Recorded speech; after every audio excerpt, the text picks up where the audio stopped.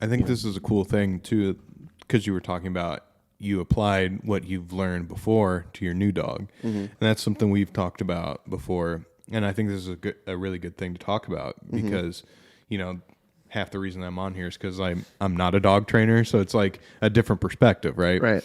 And so, if you could just kind of talk about, like, you know, you went through the training, but it was like more than just for that dog. It was like a lifelong lesson for you, for Absolutely. the future as a dog owner. Like, how beneficial was like dog training for you now that you've seen like your second generation of dog, you know, in your household? It's definitely some, you know, it laid the foundation for me. You know, I'm not doing the exact, you know, I'm not doing everything you want me to be doing.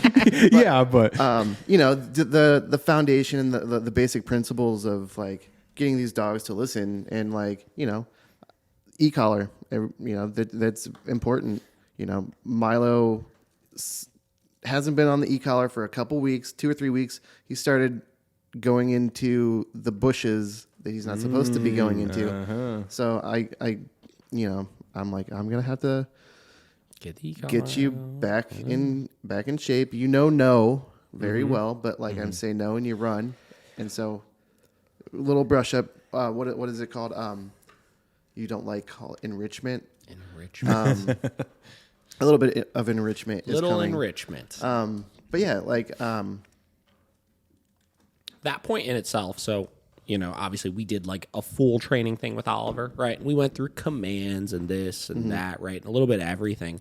But it's interesting how something like you were saying, like with Milo, right? Milo was having just some specific behavioral issues. And even though we didn't go through and do all of these commands and this and all the fancy stuff, you knew the general concept of what you needed. And what you needed was just to get him to stop doing a couple of things, right? And you start realizing how simple it is to stop those couple of things. oh yeah, it's a lot of fun. I mean, it's like, you know, what you taught me is gonna like resonate for forever as for any other future dogs I may or may not get. Yeah.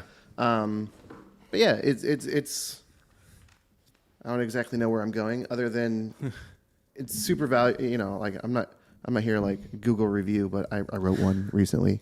But yeah, you know, like good man. It's a good value. Like Yeah. you know, if you're doing one-on-one sessions and you're paying attention, Yeah. you can walk away with, you know, Knowledge. the knowledge that you can apply for forever. Like, Yeah, and like we said a few times now, it's not you're not in the dog business. You're in the people business. You know, Yeah. it's like you're getting as much out of the training as your dog is. Right. You know. Yeah. And it is a knowledge thing, right? And like regardless of, I don't expect everybody to do every single thing that I tell them to by any means, you know, because like I've said it before, everybody lives very different lifestyles with their dogs. Everybody likes doing very different things with their dogs.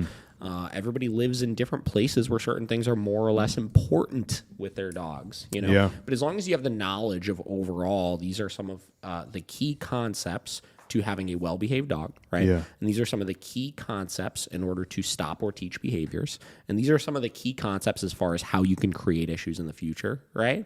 As long as you know those things. Yeah. As things hit a point, like if you're doing nothing with your dog and you start being like, oh my God, we're starting to have this massive problem over here. Yeah. You could look at those concepts that you learned and you could pretty easily like diagnose what the problem is and what you need to do to stop it. yeah. You know, as long as you pay enough attention in order to understand those things. Yeah.